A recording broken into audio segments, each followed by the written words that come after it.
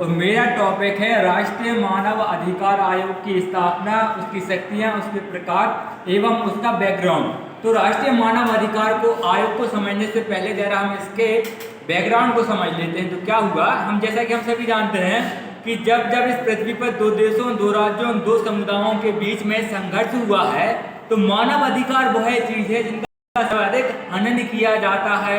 ऐसे ही प्रथम विश्व युद्ध, द्वितीय विश्व युद्ध में जमकर लोगों को मारा गया, उनके प्राकृतिक अधिकारों से उनको वंचित कर दिया गया।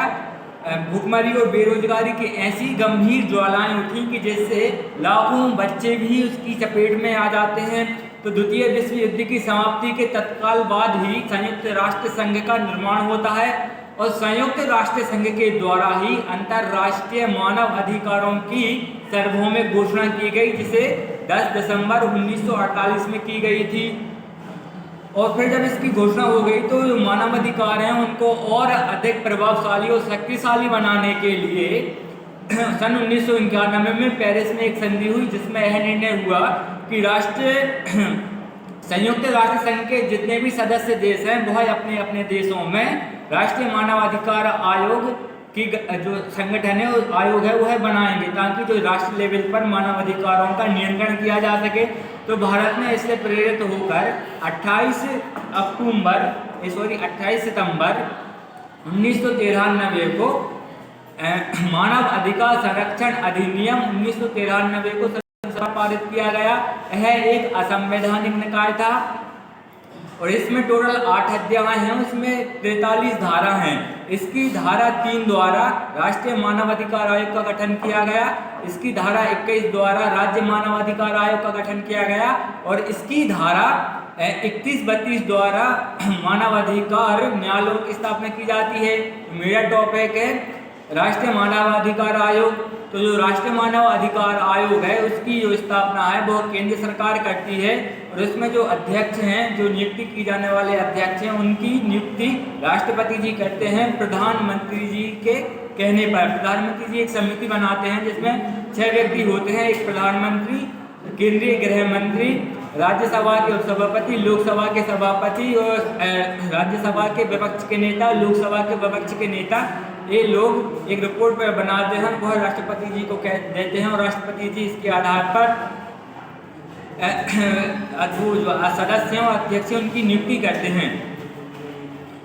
तो इसकी अगर हमें योग्यता की बात करें तो अध्यक्ष वह व्यक्ति बनता है जो कि उच्चतम न्यायालय का मुख्य न्यायाधीश रह चुका हो, लेकिन 2016 में यह संशोधन किया गया है कि उच्चतम न्यायालय का कोई भी न्यायाधीश इसका अध्यक्ष बन सकता है। इसका जो दूसरा सदस्य होता है वह उस व्यक्ति को बनाया जाता है जो उच्चतम न्यायालय का मुख्य न्यायाधीश रह चुका हो या कार्यरत न्यायाधीश हो, और तीसरा उसको बनाया जाता है जो उच्चतम न्यायालय जो हाई कोर्ट होता है उसका न्यायाधीश हो या रह चुका हो। और अन्य जो व्यक्ति बचते हैं वह उन व्यक्तियों को बनाया जाता है जो कि जिन्हें मानव अधिकारों के बारे में ज्ञान हो, वह इसमें विशेषज्ञ हों। अब जो पदेन सदस्य हैं, पदेन सदस्यों की संख्या प्रारंभ में 4 थी, लेकिन वर्तमान में पदेन सदस्यों की संख्या 7 हो गई है। पदेन सदस्य मतलब होता है कि वह व्यक्ति उसका सदस्य नहीं होता, वह पद उसका सदस्य होता है। पदेन सदस्य इस प्रकार हैं, राष्ट्रीय अल्पसंख्यक आयोग का अध्यक्ष इसका पदेन सदस्य होता है, राष्ट्रीय जनजाति आयोग का अध्यक्ष इसका पदेन सदस्य होता है, राष्ट्रीय अनुसूचित जाति आयोग का अध्यक्ष इसका सदस्य होता है, राष्ट्रीय महिला आयोग का अध्यक्ष इसका सदस्य होता है, राष्ट्रीय बाल विकास आयोग का अध्यक्ष इसका सदस्य होता है और राष्ट्रीय विकलांग आयोग का अध्यक्ष इसका सदस्य होता है और राष्ट्रीय पिछड़ा वर्ग आयोग का अध्यक्ष इसका पदेन सदस्य होता है। अब तो यह इनके सदस्य हो गए। अब इनकी जो कार्य करने की प्रक्रिया है वह इस प्रकार है कि यह मानव अधिकारों से जुड़े हुए मामलों को अपने न्यायालय में आमंत्रित करते हैं।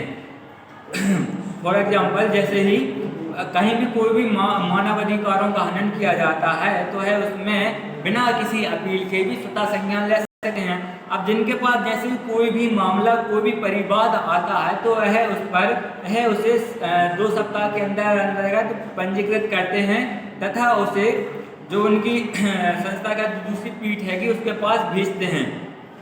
लेकिन जो मामला इनके परिवार इनके समक्ष आया वो निम्न प्रकृति का नहीं होना चाहिए, वह 1 साल पुराना नहीं होना चाहिए, वह किसी न्यायालय द्वारा विचाराधीन नहीं होना चाहिए, वह तुच्छ या कपटपूर्ण नहीं होना चाहिए और वह ऐसा ना हो जिस पर कि मानव अधिकार आयोग का नियंत्रण उसका अधिकार ही न हो। यह परिवादों को निःशुल्क रूप पर ग्रहण करते हैं, उसकी कोई चार्ज नहीं लगता है। यह टेलीफोन या फैक्स से भी इनको प्राप्त कर सकते हैं। और जैसे इनके पास जो परिवाद आ जाते हैं तो है उन परिवादों को अध्ययन करते हैं तथा जिसके खिलाफ परिवाद लाया गया है उससे इस पर तलब करते हैं, उससे इस पर जवाब मांगते हैं, टिप्पणियां मांगते हैं, उसको नोटिस भेजते हैं। जब वह उन पर टिप्पणियां दे देता है तो उन पर विचार किया जाता है। अगर वह जिसके खिलाफ परिवाद लाया गया है वह दोषी है तो संबंधित सरकार को उसके विरुद्ध कार्रवाई करने की सलाह देते हैं। जो राष्ट्रीय मानवाधिकार आयोग है किसी को सजा नहीं सुना सकता है, केवल सरकार को उस संबंध में सलाह दे सकता है और सरकार को प्रेरित उस कार्य को करने के लिए प्रेरित कर सकता है। अब इसकी जो शक्तियाँ हैं, इनकी शक्तियाँ इस प्रकार हैं कि अगर कोई व्यक्ति मानव अधिकारों का उल्लंघन करता है या मानव अधिकारों के उल्लंघन में की गई लापरवाही के लिए उत्तरदायी जो लोक सेवक है उसके विरुद्ध है कोई भी कार्रवाई कर सकते हैं, उससे तलब कर सकते हैं, उससे जवाब मांग सकते हैं, उसे नोटिस भेज सकते हैं। यह किसी भी जेल, अस्पताल, बाल संरक्षण गृह, महिला संरक्षण गृह आदि का औचित्य निरीक्षण कर सकते हैं तथा वहाँ पर सुख सुविधाओं को देख सकते हैं कि मानवों को उनकी प्राकृतिक अधिकारों की सुविधा अनुसार उनको सुविधाएं मिल रही हैं कि नहीं। अगर नहीं मिलती हैं